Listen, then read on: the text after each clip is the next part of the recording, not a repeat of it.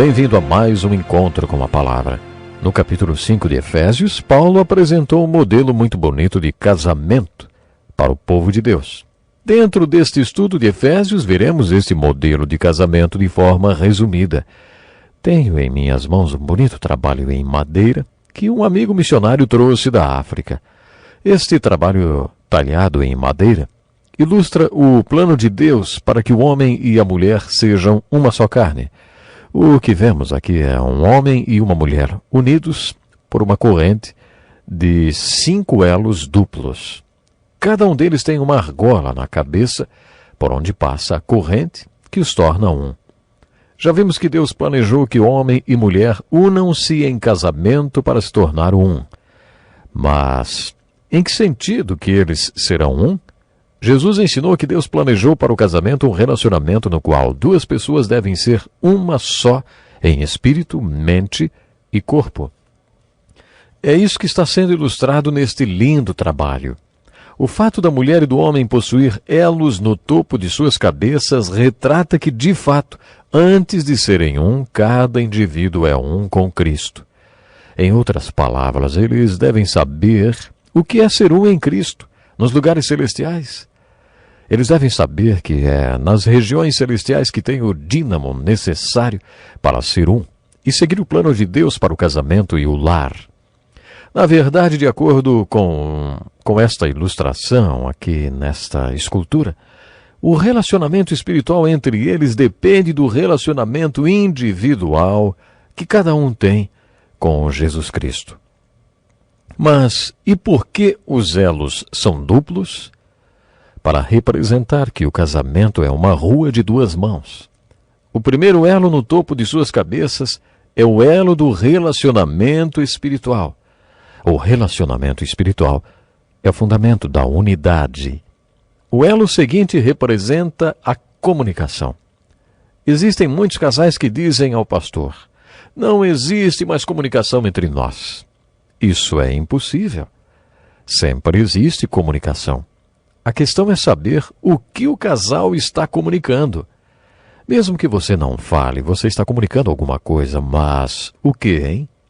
Uma vez uma senhora comentou comigo sobre seu marido. Ela disse: sabe, pastor, preciso ficar de ouvidos bem abertos quando ele não fala para ouvir o que ele está dizendo.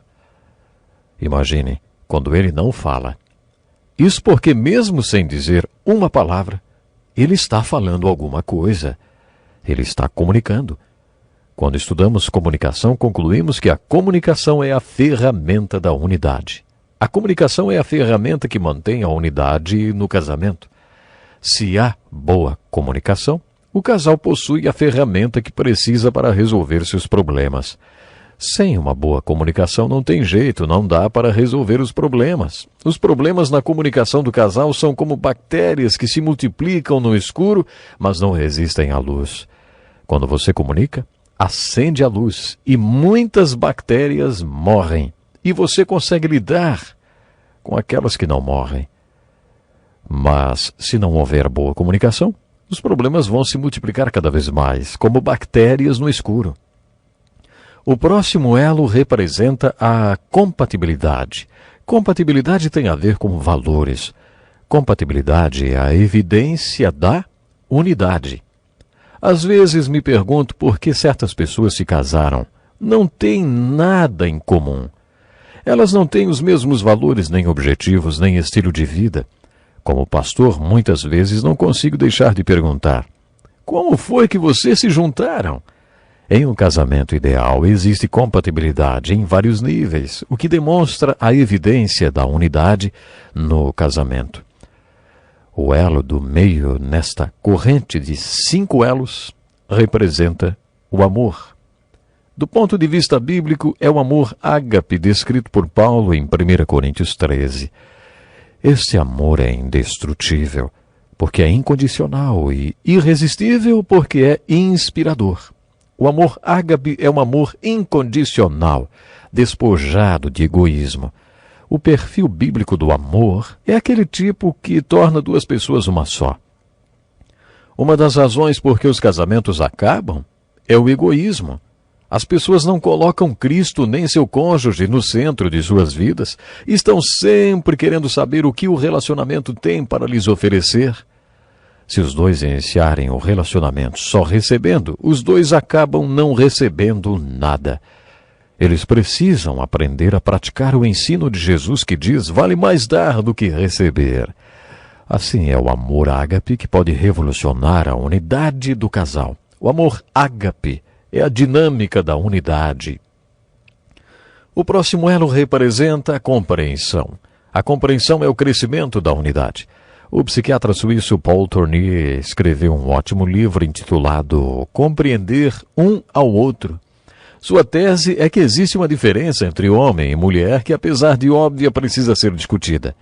O homem precisa compreender como a mulher se sente e reage à vida. E a mulher precisa entender como o homem pensa, se expressa e adora a Deus. Será que ele adora a Deus da mesma maneira que ela? Conheço mulheres que acham que seus maridos não são homens espirituais porque eles não oram nem louvam com elas. A compreensão é muito importante. Em seu livro, o Dr. Tournier diz que se vocês pretendem compreender um ao outro, devem compreender a importância da diferença entre os sexos. Você precisa compreender a importância do passado na vida do seu cônjuge. Existem tantas coisas que você precisa compreender, mas o alerta máximo do seu livro é compreensão. Pedro recomendou aos maridos: sejam sábios no convívio com suas mulheres. Em outras palavras, sejam compreensivos com elas. A compreensão é o crescimento da unidade. O último elo é o elo da expressão física, a expressão de alegria da unidade. Este elo da unidade corresponde à relação sexual. O relacionamento físico entre o homem e a mulher é uma forma de comunicação. O sexo é uma forma de comunicação muito intensa. É através do sexo que o homem e a mulher expressam tudo que está representado nos elos da corrente da unidade. Resumindo, o elo no topo de suas cabeças representa o relacionamento deles com Deus, a unidade espiritual de cada um, o fundamento desta unidade. Os outros elos são comunicação, a ferramenta que mantém a unidade, compatibilidade, a evidência da unidade, amor, a dinâmica da unidade, compreensão, o crescimento da unidade, e sexo, a expressão de alegria da unidade. Geralmente os problemas sexuais são gerados por falta de informação. Eu não estou dizendo que eles precisam ler mais livros sobre sexo. A questão é que o sexo é a expressão de alegria da unidade, da união e do entrosamento do casal. E muitos casais não têm essa união e não formam uma unidade.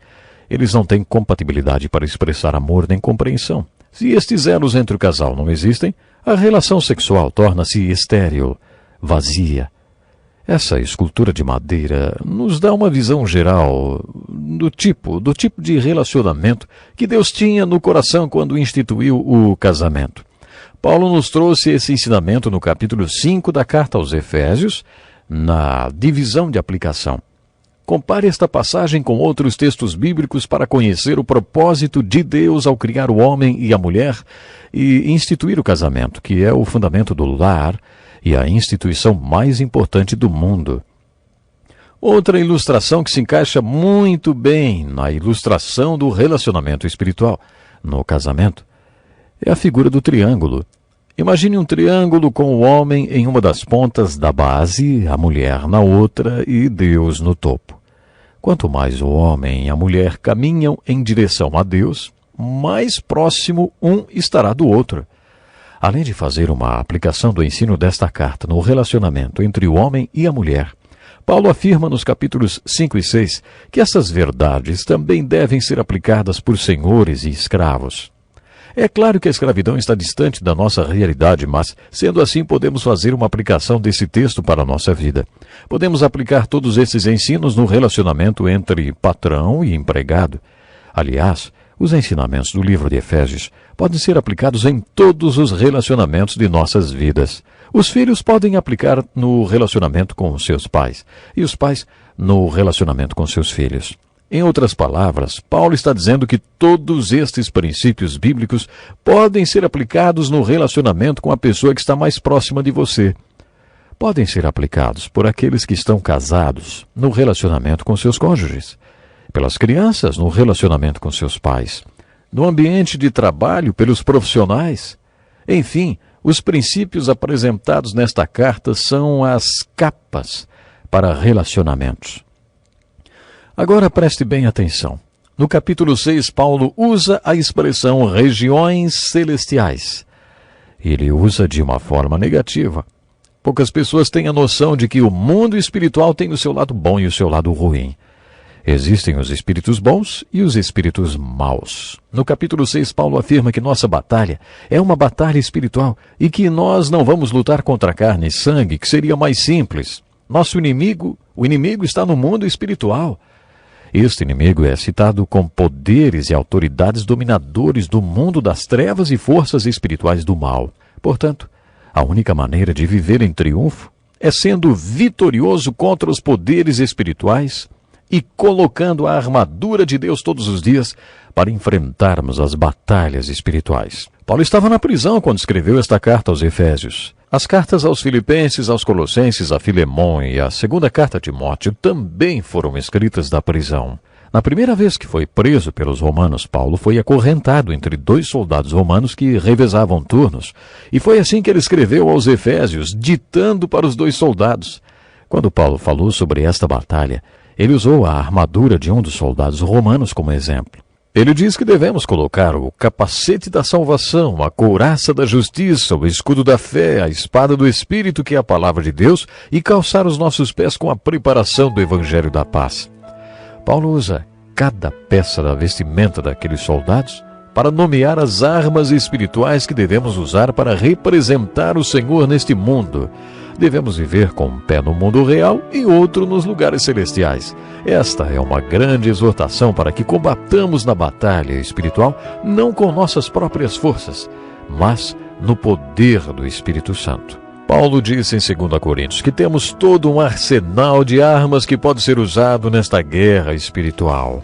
Nosso profundo desejo é que você seja vencedor. Este é um estudo escrito pelo Dr. Dick Woodward, na voz do pastor Edson Bruno.